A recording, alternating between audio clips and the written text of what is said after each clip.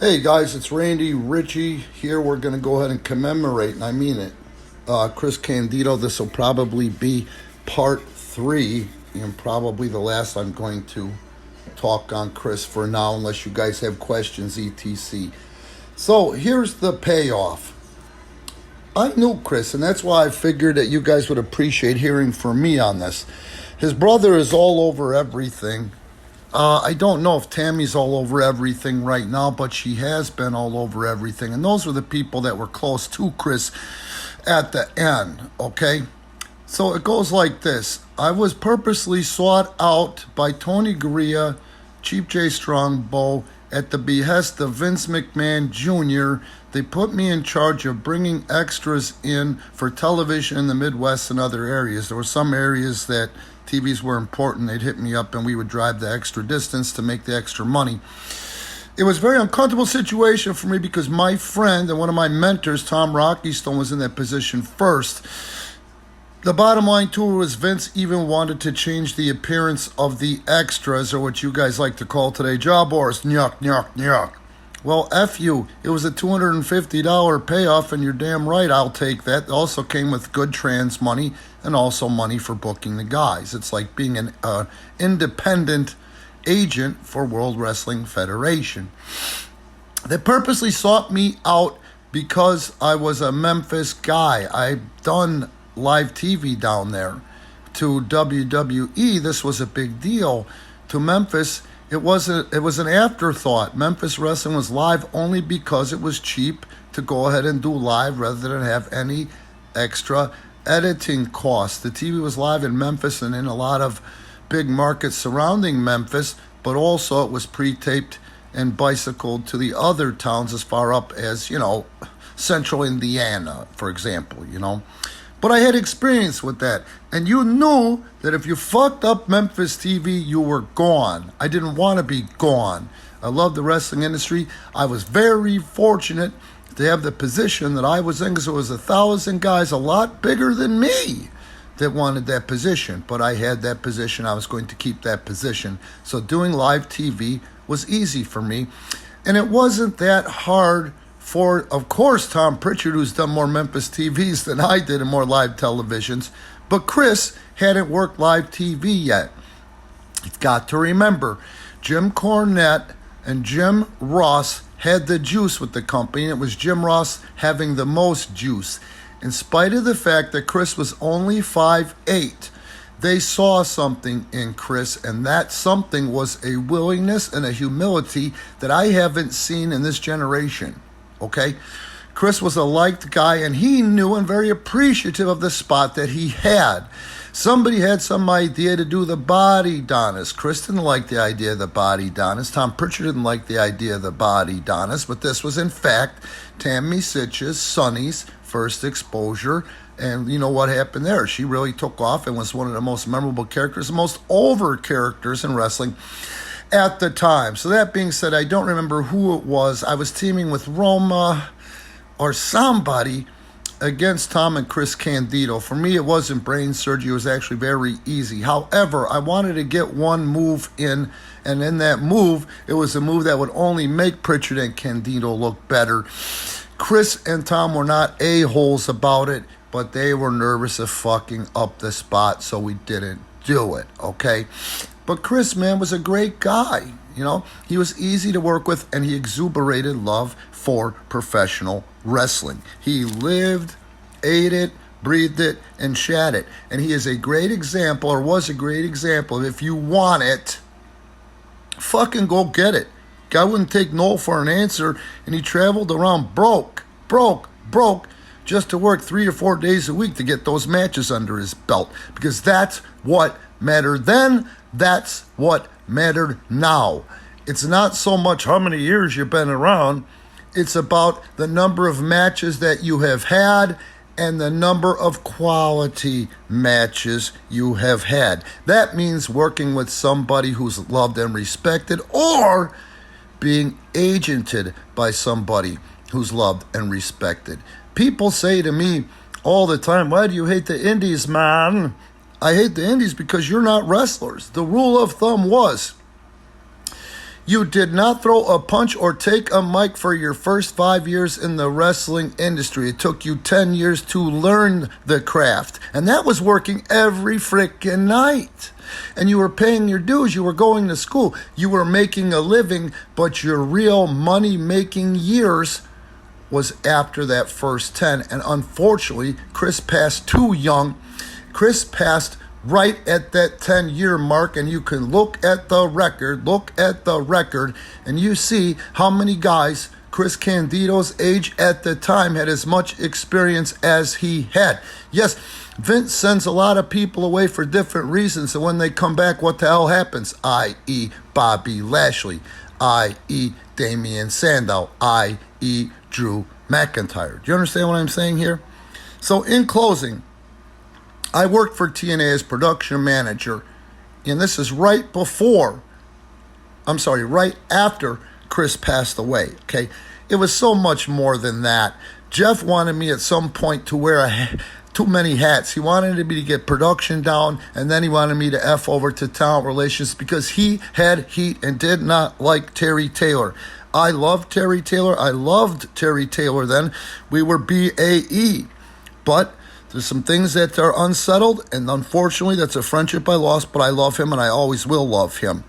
But at the end of the day, that's what was up. So that being said, Chris hurt himself on that Sunday.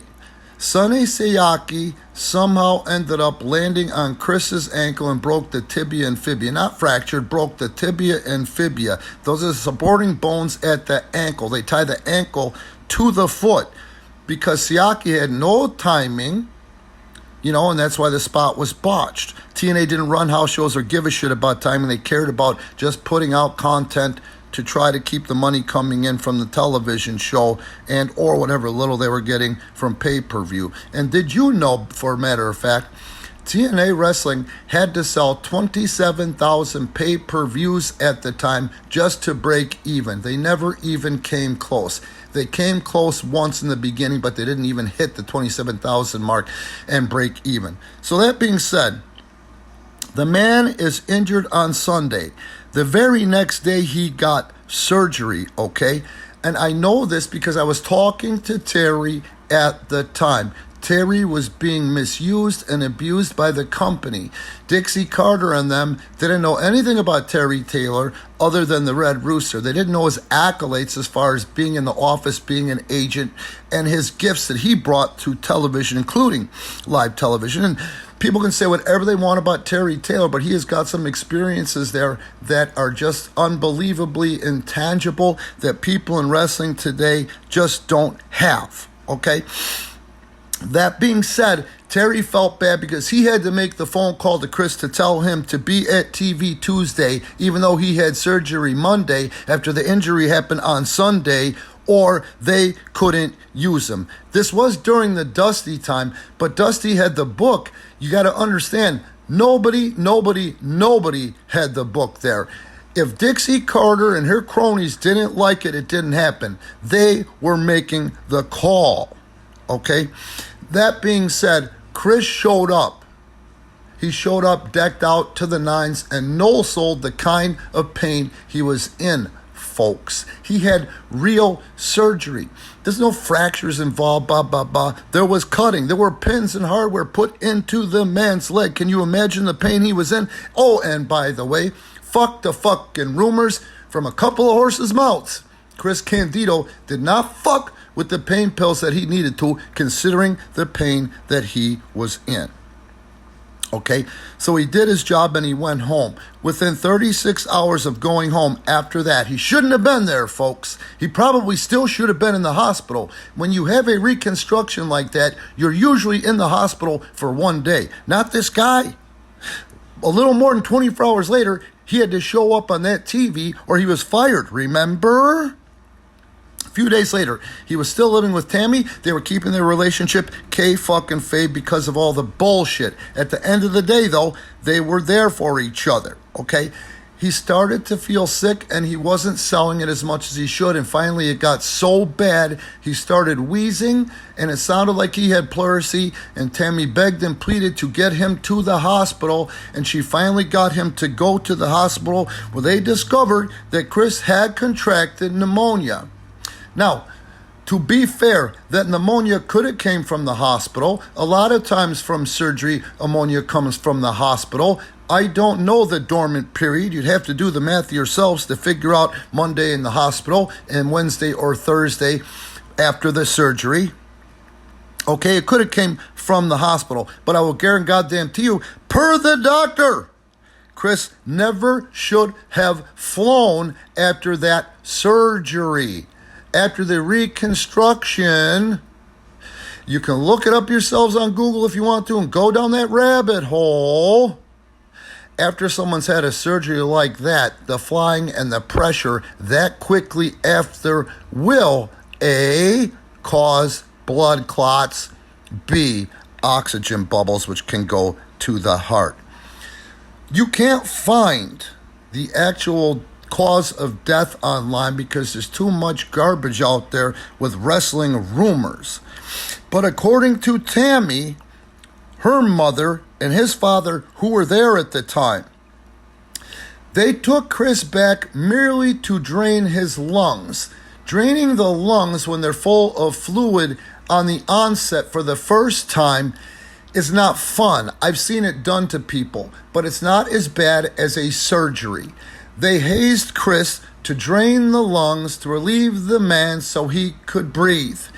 In the process of that, after 20 minutes of going back, Chris Candido died from a blood clot. The blood clot from the leg went to the heart. And that's what happened. You guys can say what you want and think what you want. And there were so many people that were TNA fans and Dixie Carter fans. But it can't be proven now. Maybe it could if Candido and Candido's family and loved ones came from money.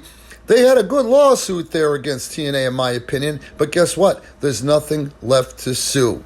But at the end of the day, all I'm going to say is this. Chris Candido, for the time that he was around, and it was too short of a time, had a phenomenal impact on pro wrestling.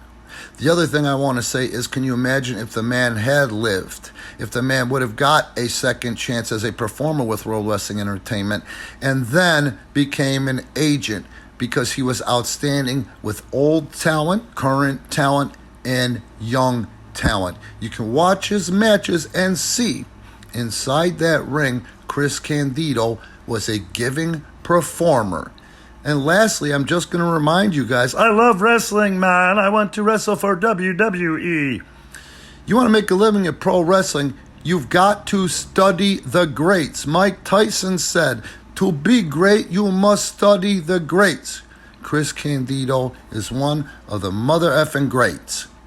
Now, I'm going to go ahead and put some things in the description, some links in regards to Chris Candido. I saw a video I happened upon. And also in the description, there will be ways to support Premier Pro Wrestling. Be cool. Don't be a smart mark and idiot. Like and subscribe. Help to grow Premier Pro Wrestling.